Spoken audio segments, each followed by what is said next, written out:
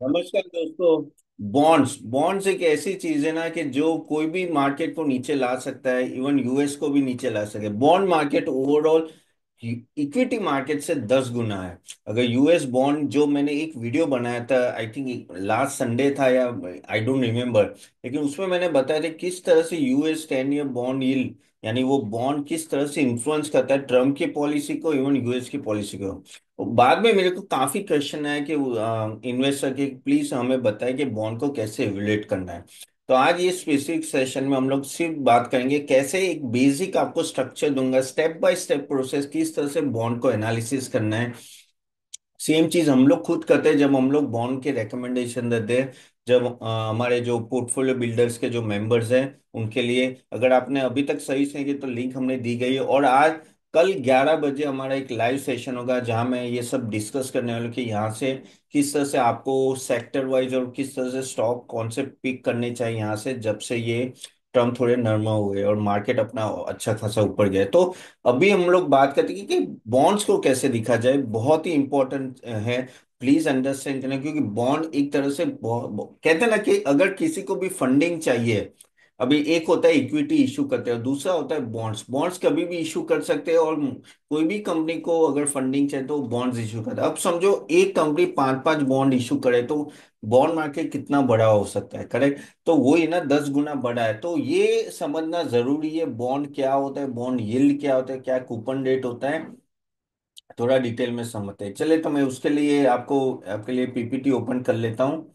So just a minute, yes. So अगर आप यहाँ देख रहे हो कि बॉन्ड्स का कौन से स्टेप बाय स्टेप में आपको प्रोसेस बताऊं, यहाँ मैंने एक टाटा कैपिटल का ट्रिपल ए रेटिंग बॉन्ड का एग्जांपल लिया है, just for your understanding. Same चीज आप हर एक बॉन्ड्स में यूज कर सकते हो।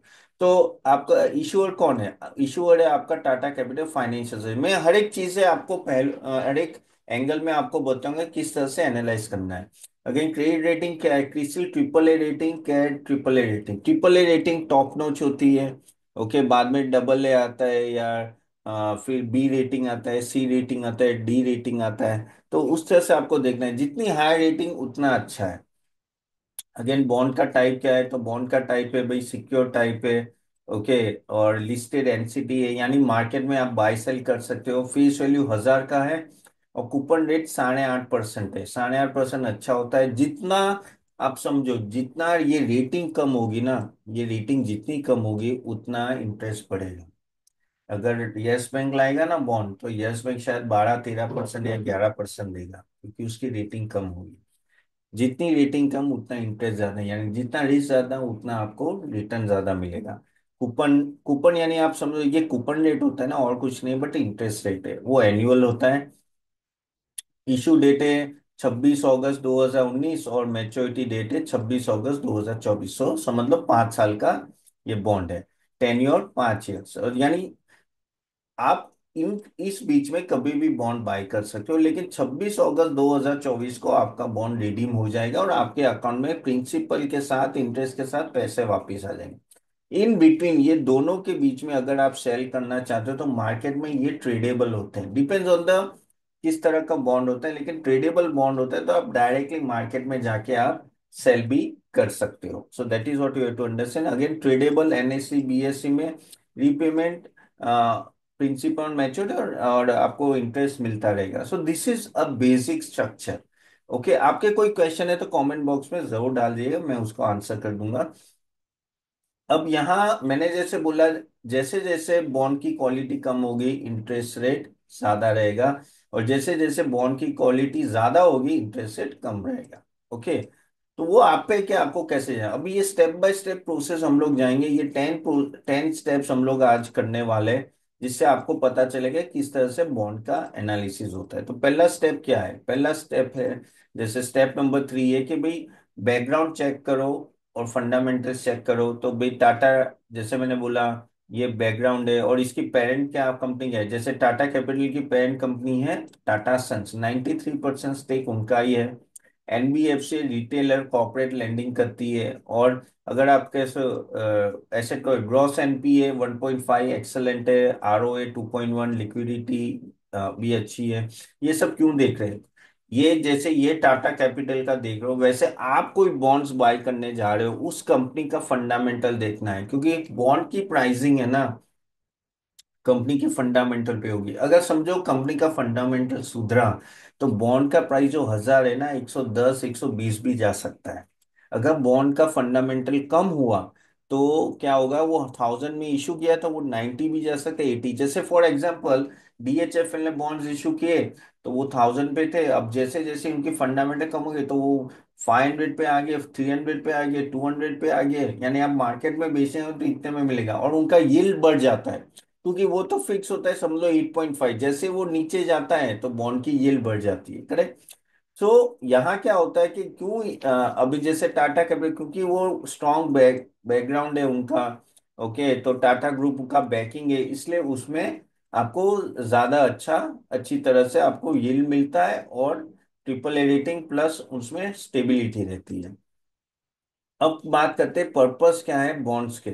तो देखो मेन बॉन्ड्स के नहीं, बेसिकली कंपनी क्या कर रही है, तो कंपनी बोल रही है भाई, कंपनी बोल रही है कि भाई हम लोग ये फंड जो रेस करे, ये जो बॉन्ड इशू करके जो फंड होगा ना, पर्पस क्या है बॉन्ड्स का, तो वो लैंडिंग में हम लोग निकालेंगे, रीफाइनेंसिंग, जो एग्जिस्टेंट डेट है उसको रीपे करके नया डेट लें तो वो ले सकते हैं, और general corporate expenses.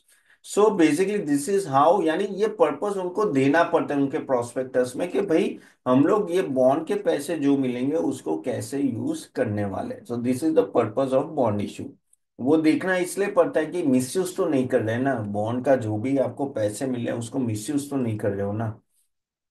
Again bond structure, जैसे मैंने बोला कि सिक्योर्ड है, तो सिक्योर्ड है तो उसके उसके लिए जो सिक्योरिटी दी जाती है ना, स्पेसिफिक एसेट रिसीवेबल्स, और उसके वजह से क्या होता है, अगर कंपनी में प्रॉब्लम भी आती है, ये सिक्योर होता है, तो उनको रिपेमेंट इक्विटी वाले से पहले मिलेगा, यानी शेयर होल्डर होता है ना, उसको तो हमेशा लास्ट में मिलता है, उससे पहले बॉन्ड के रिपेमेंट होते हैं। अगेन एनएससी बीएससी में तो कभी भी एंट्री एग्जिट कर सकते हो। नॉन कन्वर्टेबल है, यानी प्योर डेट फंड है, यानी नॉर्मली कन्वर्टेबल और नॉन कन्वर्टेबल बॉन्ड्स भी होते हैं। कन्वर्टेबल क्या होता है कि आपको बॉन्ड इशू किया, फिर उसको आप इक्विटी में भी कन्वर्ट कर सकते हो, ओके, लेकिन इसको आप कर नहीं सकते, तो डिपेंड्स ऑन कौन सा कन्वर्टेबल है, नॉन कन्वर्टेबल है, उससे भी आपको पता चल सकता है। Again step number 6, coupon rate, okay, तो जैसे मैंने बोला कि 8.5% इंटरेस्ट रेट है, एनुअली है, तो आप समझ लो वो 85 रुपीज पे अर्न करेगा 1,000 पे, ओके, तो टोटल इन्वेस्टमेंट 1 लाख है, तो 8,500, 5 लाख है तो 42,500, एज सिंपल एज दैट, इतना आपको इंटरेस्ट हर महीने मिलेगा, ओके। अब बोलेंगे तो बॉन्ड यील्ड क्या है, बॉन्ड यील्ड क्या है कि ये interest divide by value of bond, okay, तो मार्केट का वैल्यू जो है उस पे डिवाइड करके बॉन्ड है, तो यील्ड के हिसाब से नहीं मिलता है आपको, जो इंटरेस्ट फिक्स होता है उसके हिसाब से मिलता है। यील्ड शायद ऊपर भी चली जाए, नीचे भी चली जाए, जैसे अभी वो हुआ था ना कि यूएस बॉन्ड यील्ड का क्या हुआ था, 4.7 पहुंच गया था, क्यों, क्योंकि M2M इतना लॉस होने लगा था अगले आगे के 7 दिन में, तो काफी हेज फंड ने बॉन्ड सेलिंग की थी, बॉन्ड सेलिंग जैसे ही करते हैं बॉन्ड का प्राइस नीचे जाता है तो यील्ड ऊपर जाता है। थोड़ी कॉम्प्लिकेटेड चीज है गाइस, लेकिन आप रिवाइंड करके देख सकते हो, और वो वीडियो भी देख लें तो उससे आपको क्लैरिटी मिलेगी। अभी तो उसके वजह से यील्ड अलग है, यील्ड अलग है और ये इंटरेस्ट अलग है, ओके। अब मैच्योरिटी डेट, जैसे मैंने बोला कि आपको ये चीज आपको पता होनी चाहिए कि भाई क्या maturity date and everything, and अपने अपने कहते हैं ना कि फंडिंग के हिसाब से आपको ये लेने हैं, ओके। आपको अगर समझ हो कि आपको पैसे चाहिए बीच में, तो आप बेच भी सकते हो। नॉर्मली अगर 5 साल के लिए पैसे नहीं है तभी आप इसमें डालो तो वो बेटर है, लेकिन ये 8.5% दे रहा है, तो आपके एफडी के सामने जो 5 से 6% दे रहा है उसके सामने ये अच्छा दे रहा है। ऑफ कोर्स एफडी भी टैक्सेबल है, ये भी टैक्सेबल है, तो उसमें कोई नई बात नहीं है, लेकिन ये आपको इंटरेस्ट अच्छा देगा, लेकिन इसके साथ रिस्क भी आता है कि अगर फंडामेंटल कंपनी के खराब हुए तो बॉन्ड के भाव नीचे भी जा सकते हैं, तो यील्ड बढ़ सकता है, ओके। अगेन रेटिंग देखनी है, बहुत इंपॉर्टेंट है, तो आप देखो कि ये ट्रिपल ए रेटिंग है, क्रिसिल ने भी रेटिंग दी है, केयर ने भी दी, ये दोनों रेटिंग एजेंसी है, वो हर एक बॉन्ड्स को रेटिंग देते हैं। नॉर्मली नॉर्मली बॉन्ड्स पहले रेटिंग लेते फिर मार्केट में आते हैं, क्यों, क्योंकि जितनी रेटिंग अच्छी उतना एक्सेप्टेंस अच्छा। आप कोई भी बॉन्ड में इन्वेस्ट करो उससे पहले आपको रेटिंग देखना बहुत जरूरी है। सो वो ट्रिपल ए रेटिंग यानी हाईएस्ट सेफ्टी होती है, तो वो अच्छा रहता है क्योंकि उनको टाटा सन का सपोर्ट है ना, everything. So this is what आपको हमेशा रेटिंग पहले देखनी है बिफोर इन्वेस्टिंग। Again YTM.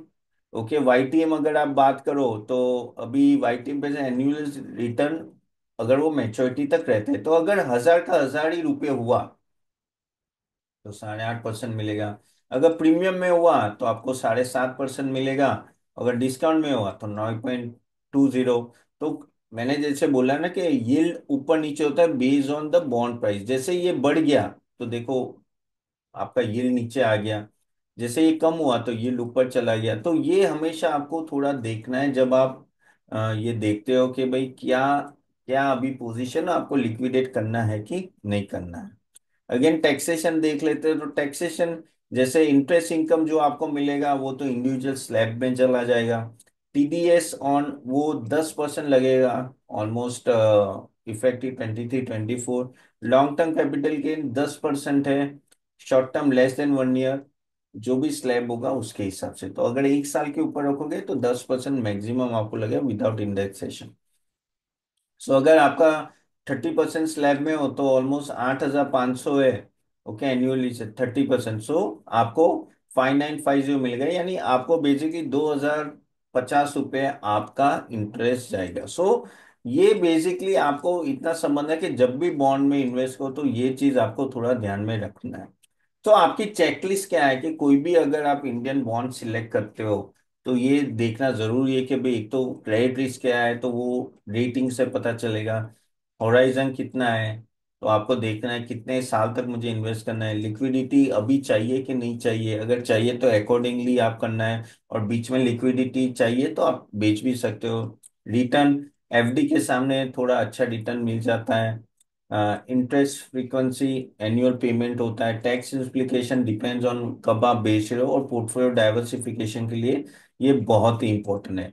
सी मैं हमेशा बोलता हूँ, मैं मेरे हर एक इन्वेस्टर को भी बोलता हूँ कि हमेशा आपको पोर्टफोलियो डाइवर्सिफाई रखना है, क्योंकि पता नहीं है ना क्या होगा। जैसे अगर आप पिछले 3-4 साल से देखो तो गोल्ड ने ज्यादा आउट परफॉर्म किया है कंपेयर टू इक्विटी। तो ये सब चीजें आपको ध्यान में रखनी है। Again, so final conclusion, actually मैंने बहुत ऑलरेडी डिटेल में बता दिया है, लेकिन बस यही चीज आपको थोड़ा ध्यान में रखना है कि जो जो मैंने पॉइंट्स आपको डिटेल में बताए वो सब चीजें अगर आप इन्वेस्टमेंट से पहले आप देखोगे तो your chances of selecting a good bond will be much much better. जैसे हम लोग भी ये सब देखते हैं बिफोर हम लोग आपको जो हमारे मेंबर्स को रिकमेंडेशन देते हैं वो हमेशा पहले ये देख के देते हैं। तो चले, ये अच्छा लगा होगा तो do like it and share this video to everyone. ये बॉन्ड एनालिसिस के लिए इंपॉर्टेंट, मैंने जो बोला वो आगे वाला वीडियो भी आप देख सकते हो, तो उससे भी आपको काफी हद तक पता चलेगा। आपकी कोई क्वेश्चन है बॉन्ड रिलेटेड जरूर कमेंट बॉक्स में डालें। और हम लोग आज जरूर मिले 11 बजे, सॉरी कल 11 बजे लाइव सेशन में जरूर अटेंड कीजिए। ठीक है, चलेगा। So thank you very much, see you then, bye bye.